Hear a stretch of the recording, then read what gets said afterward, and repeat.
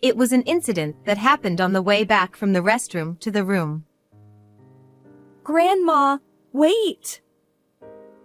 Kelly suddenly burst out of my husband's room. Her expression was as if she had been waiting for me for years. What? What's wrong? I can't tell you here. We need to go somewhere private. Without resistance, I was pulled along by my granddaughter, and she led me outside the building. Kelly finally stopped after we reached the courtyard. There was no one else around. Here, this should be fine. Breathing heavily, Kelly pulled out a crumpled piece of paper from the right pocket of her pants and tried to hand it to me. Grandma, we have to do something before it's too late. I took it from her trembling hand. Written in my husband John's handwriting, it read, "Our lives are in danger, yours and mine. It's Emily's boyfriend. It seems like he's in financial trouble and might be after the insurance money. After me, Carol, the beneficiary, might be in danger. Don't worry about me. Just take Kelly and get out of here." I read it over and over again, but the content was so shocking that it took me a considerable amount of time to fully comprehend it. Kelly, what is this? What does this mean? Kelly was still trembling. After the person came, who is the director of this facility? Grandpa handed this to me. That director, something about him was off. He kept staring at us with this eerie smile. Kelly, it's okay. I'm here now. Let's go talk to Grandpa first. No, we can't. I don't want to go back there. Kelly's resolve seemed firm, as she stubbornly refused to move. However, I couldn't just leave without saying anything to my husband, so I told Kelly to wait outside the facility, and I headed back inside the building. Mom, I folded and put away the laundry. Oh, thank you. I, Carol Smith, live with my husband John, who has mild dementia, my daughter Emily, who has returned home, and her daughter Kelly, the four of us together. However, my husband has already moved into a nursing home to avoid burdening us, so now it's just the three of us. John's dementia is still in its early stages, with only mild symptoms, yet he chose to leave on his own accord. I understand that he did it out of consideration for the family, but thinking about the mental exhaustion he must be going through weighs heavily on my heart. All I can do now is hope that the progression of his illness will be slow. If possible, I would love for us to live together as a family of four once again. As for my daughter Emily, although she returned home after her marriage ended, it doesn't seem to have been a particularly contentious split, and she parted ways relatively amicably. I might be biased, but thanks to her good upbringing, she has been managing our household quite well, even while balancing a part-time job. Thanks to Emily, her daughter Kelly, my granddaughter, has grown up to be a kind and resilient young girl. Watching my granddaughter grow up right before my eyes is the greatest joy of my life. Well, I'm going to visit Dad now. Please take care of things while I'm gone. Okay, send my regards to him. I can't visit my husband as often as Emily does. The reason lies in my chronic illness. Over the past few years, it has worsened slightly, making it increasingly difficult for me to move around as I wish. In my stead, my daughter Emily visits him almost every day. While I worry about the burden this might place on her, a part of me feels reassured knowing that I can rely on her. If someone as old and frail as I am were to go out every day, it would undoubtedly cause concern for everyone around me. In this regard, having my younger daughter or granddaughter visit him alleviates that worry. My husband would probably be happier to see his daughter and granddaughter than to see the face of the wife he's looked at for decades. However, there's one thing that has been bothering me. Since childhood, Emily has had a hard time with her strict father. Yet now, she eagerly goes to visit him. That was the case just now, too. I've tried to convince myself that I'm just overthinking it, but I can't shake the feeling. "Hey, Emily." I called out to her as she finished getting ready at the entrance. What is it? Well, I was just thinking how much you've changed. You used to complain so much about how you couldn't stand your father. Now you seem to enjoy going to see him. Oh, that. I'm not a child anymore, and after what happened to Dad, he's not scary at all. Besides, something good happened recently. Something good? Yes, I got a boyfriend. Her words were so sweet that it nearly made my teeth, crowns, and dentures all come loose. But it's certainly not a bad thing. I see. Just be careful this time. I know. With that, Emily headed out the door. One afternoon. The gentle flow of a solitary, elegant time bathed in the setting sun. Savoring my favorite herbal tea and nibbling on my favorite tea snacks, I enjoy a peaceful page from my daily life. Emily had left for her part-time job before noon, and my granddaughter Kelly had gone to school in the morning. With most of the household chores already done, all that was left was to wait for them to come home. At that moment, I noticed a strange scent coming from the herbal tea I had just sipped. It was a smoky, toasted aroma, something that clearly didn't belong in the steam rising from the tea. As I looked around the room, I realized that this was not the only unusual thing. Smoke was visibly drifting in from the dining room. Startled, I stood up, but the moment I did, my consciousness suddenly slipped away. Can you hear me? Grandma. I felt as though someone was calling me near my ear, but I couldn't open my eyes, and my mind remained foggy, unable to grasp what was happening. I couldn't respond to the voice and soon drifted back into unconsciousness. Suddenly, my consciousness became clear. The surrounding noises became distinct. I could hear someone talking, the electronic hum of machines, and the high-pitched clanging of what sounded like metal instruments colliding. After a while, I finally managed to open my eyes, and the first thing I saw was Kelly's face. Grandma! Oh, thank goodness, you're awake. I'll go get the doctor right away. Although my vision wasn't entirely clear, I noticed that her eyes seemed swollen and red. Her voice also sounded somewhat nasally, as if she had been crying. I must have caused her a lot of worry. When I turned my head sharply to the side, I saw another person sitting there, its face also red with emotion. Mom, are you okay? I'm okay, but what happened? My memory was cut off on that elegant afternoon. When I looked out the window, the sun had already set. Considering how dark it was at this time of year, I must have been asleep for quite a while, but my memory was hazy, and I couldn't recall anything. Mom, you collapsed at home. Kelly found you when she came back from school and called an ambulance to bring you here. I'm so sorry. It's my fault. So, this is a hospital, it seems. Looking around more carefully now, it became obvious. The various sounds I had heard earlier now made sense. The cold electronic beeps were coming from right above my head. But what did she mean by "it's my fault"?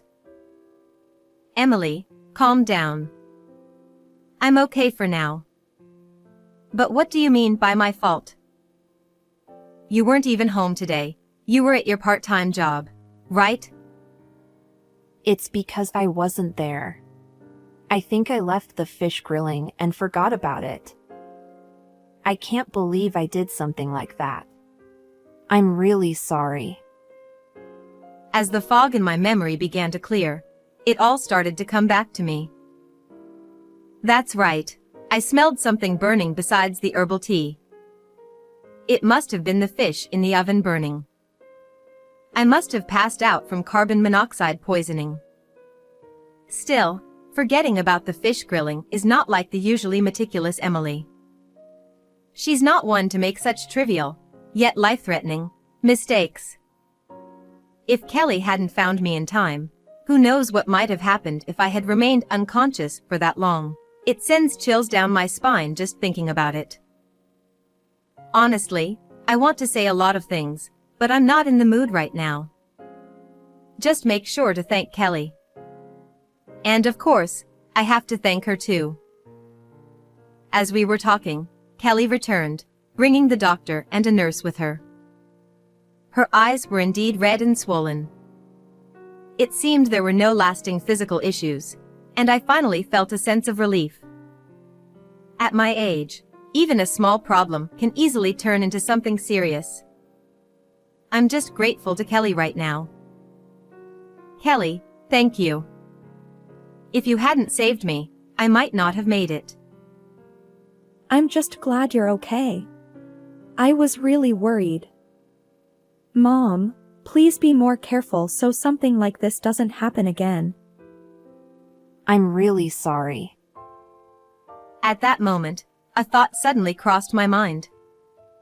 Could my daughter have early onset Alzheimer's? Just like my husband, it's not impossible that it could be hereditary. While I desperately hope it's just my imagination, I can't help but feel that this explanation makes too much sense, and I was overwhelmed with a deep sense of self-loathing. A few days later, my body, which had collapsed from carbon monoxide poisoning, made a smooth recovery with no significant issues. Even my chronic illness had somewhat stabilized, so I decided to visit my husband for the first time in a while. It's been a long time since we went out together, Grandma. Yes, it has. It was a holiday, and with Emily out for her part-time job, Kelly and I took the bus and strolled leisurely to the nursing home. Hello, dear. How are you feeling? Do you still remember me? Don't be silly. Of course, I remember you. I was relieved. He could still take a joke. The nursing home, as always, was remarkably clean, so much so that it felt like a grand mansion or estate. The view from the window was excellent. While there wasn't anything particularly noteworthy outside, the home's position on a slight hill provided a good view of the town. In the courtyard, a few elderly residents were enthusiastically playing pickleball. Although they likely had their own serious reasons for being here, they appeared full of life. It's been a while, Kelly. Thanks for coming. Come on, sit down. In a tastefully decorated room, not too extravagant, the three of us, an elderly couple and their granddaughter, chatted happily. When my husband was younger, he was incredibly stubborn, the epitome of a man from the old days. But perhaps being diagnosed with dementia had taken a toll on him, as his once stubborn nature had greatly softened. In fact, he was now doting and affectionate in front of his granddaughter. I thought to myself how much people can change. It happened on the way back to the room from the restroom. Grandma, wait a moment. Kelly suddenly burst out of my husband's room. Her expression was as if she had been waiting for me for years. What? What's wrong? I can't tell you here.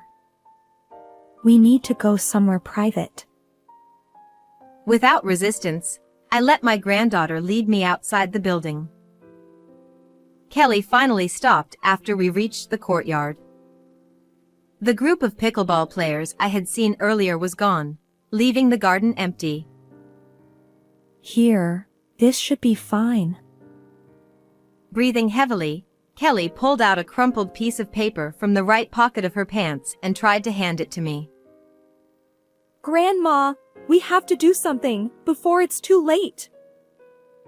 I took it from her trembling hand. It was written in my husband's handwriting. Our lives are in danger, yours and mine. It's Emily's boyfriend. It seems like he's in financial trouble and might be after the insurance money. After me, Carol, the beneficiary, might be in danger. Don't worry about me. Just take Kelly and get out of here. I read it over and over again, but the content was so shocking that it took me a considerable amount of time to fully comprehend it. Kelly, what is this? What does it mean? Kelly was still trembling. After the person came, who is the director of this facility, Grandpa handed this to me. That director, something about him was off.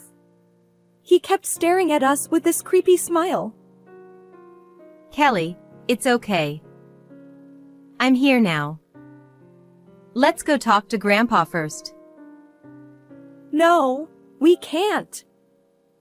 I don't want to go back there. Kelly was adamant, refusing to move from where she stood.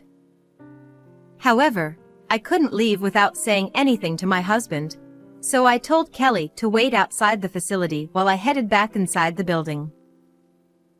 Hey. I saw the note. Is it true? My husband's wrinkled face tensed up completely, and he glanced around as if checking his surroundings. It seemed he was taking this seriously.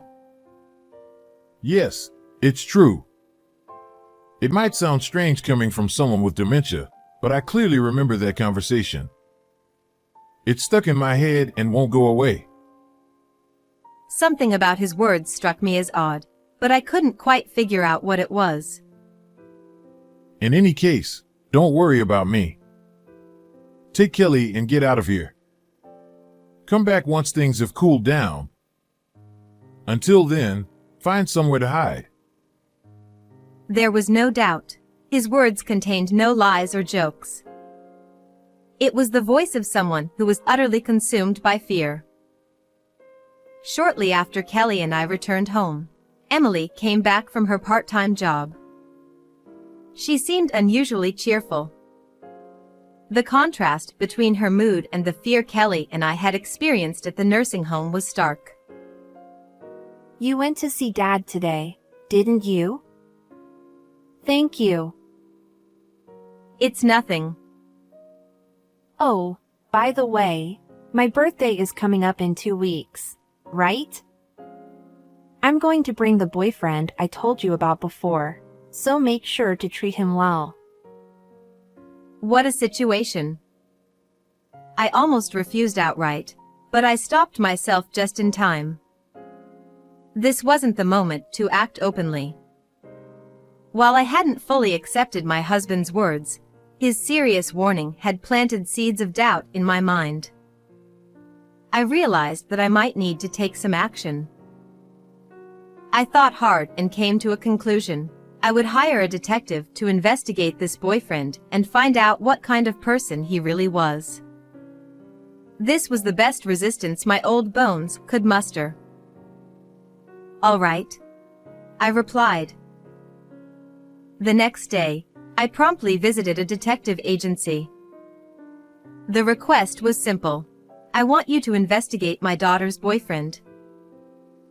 I decided not to mention anything about my husband's dementia, thinking they might dismiss me outright if I did. Understood. The investigation will take about a week to 10 days. Is that acceptable? If it's no more than 10 days, it should be in time. I felt slightly relieved. Yes, that's fine. Thank you. Then please provide your contact information, and I'll keep you updated. Afterward, I also went to the police station. Honestly, I didn't have much hope here. I thought that if an elderly person suddenly came in claiming that their life was in danger, they wouldn't take it seriously. But my expectations were pleasantly surprised. Can you tell me more about this? I felt reassured again, but even here, I didn't go into detail about my husband's story. I was still afraid that they would dismiss it as just dementia. I understand. It may be difficult to act on this information alone, but if anything happens, please contact us immediately. I wondered how they would have reacted if they knew the information came from a dementia patient. The thought made me a little uneasy. 8 days later, on a rainy day, I once again visited the detective agency alone. First, regarding your daughter's boyfriend, his name is Mark Brown. Does that name sound familiar? I thought for a moment, but nothing came to mind. I see. He is the director of a nursing home in this town, but we uncovered some concerning details about him. As the detective spoke, he pulled out a photograph. The director of a nursing home. I immediately reconsidered my previous answer. I felt the dots connecting into a single line, a sensation that would normally be satisfying. But now it was unbearably unsettling. There are suspicions that he has been misappropriating funds from the facility for personal use. As if to further deepen the blow, this bad news came to light. My suspicions turned into certainty in that very moment. We intend to provide these findings to the police. How would you like to proceed as our client? Yes, that's fine. I'll leave everything regarding that to you. And so the fateful day arrived. As Emily had mentioned earlier, she invited her boyfriend to our home. I decided that I couldn't let Kelly be present for this, so I arranged for her to wait at the nursing home where my husband was staying. However, she wasn't just waiting. I had set up a call between my phone and Kelly's so she could listen to the entire conversation, and in case anything happened, she would be ready to alert the authorities. Hello. Actually, this isn't the first time we've met. My name is Mark, the director of Brown Care. Nice to officially meet you. There was no mistake. My suspicion was confirmed as reality. This Mark, Emily's boyfriend, was the very person who had brought us so much fear, and we had all the evidence to prove it. There was no way I could simply welcome him into our home. I'm sorry, but I need you to leave. What? What do you mean? Did I do something wrong? At that moment, I understood what Kelly meant by his creepy smile. It was a terrifying grin, as if he could see right through us. But I couldn't back down now. You're doing something wrong, aren't you? We have the evidence. I don't know what you're talking about. Accusing me without any basis, that's quite the welcome. Since he continued to feign innocence, I pulled out the prepared evidence. It was conclusive proof of Mark's wrongdoing. If you turn yourself in now, the punishment might be lighter. But if you refuse to admit it, I'll report you myself. Emily, not understanding what was happening, watched our confrontation in stunned silence. What's the meaning of this? You prepare all this, and then you dare speak to me like that just because I was trying to be polite? Finally, his mask came off. Now, all I could do was trust Kelly and wait. Well, I'm tired of pretending. Let me share a little secret with you. Your daughter tried to kill you for the insurance money. What are you talking about? Was he trying to unsettle me at this stage? Mark continued with his shocking words. You collapsed from carbon monoxide poisoning, right? That was your daughter's doing. I turned to look at Emily, and her expression had hardened. As her mother, I knew her well. That was the face she made when she was hiding something. No, that can't be true. No, Mom! I didn't! She's head over heels for me. She'll do anything I say. When I mentioned how the insurance beneficiary might change if you were out of the picture, she tried to take you out. Cold-hearted, isn't it? So this was the creepy smile Kelly had talked about. How twisted and ugly it was. But that wasn't the main issue. The accident was orchestrated by my daughter. As unbelievable as it sounded, Mark didn't seem to be lying. If anything, it was Emily who was lying. I had once worried that my daughter might have early onset Alzheimer's, but if this was intentional, how terrifying. I was so overwhelmed by fear that, for a moment, it felt as if time had stopped. I couldn't move, think, or even breathe. Looks like you're shocked. No surprise there, poor mother. I'm sorry, Mom! She broke down, sobbing uncontrollably. Her face was contorted in anguish as she cried without regard for anyone watching. They say love is blind, and boy, is it miserable. Each of his words struck a nerve, and within the frozen moment, a whirlwind of rage and hatred began to roar inside me. At that moment, the doorbell rang. The time that had been frozen within me began to move again, and I was finally able to act. The intercom monitor showed two men in Navy uniforms. One of them was the officer who had kindly listened to me before. It seemed Kelly had done well. What do you want? I haven't done anything. We received a report that a person suspected of embezzlement had entered this home and was making threats. You are Mark Brown, correct?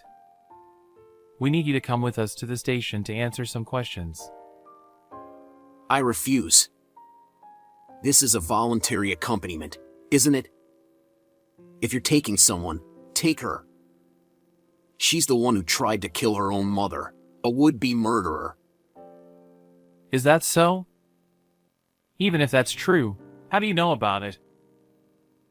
Foolishly, Mark had dug his own grave.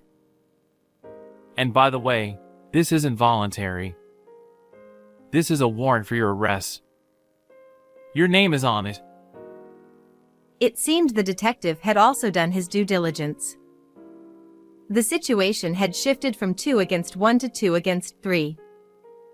With the tables turned, the fear that had gripped my heart finally began to loosen.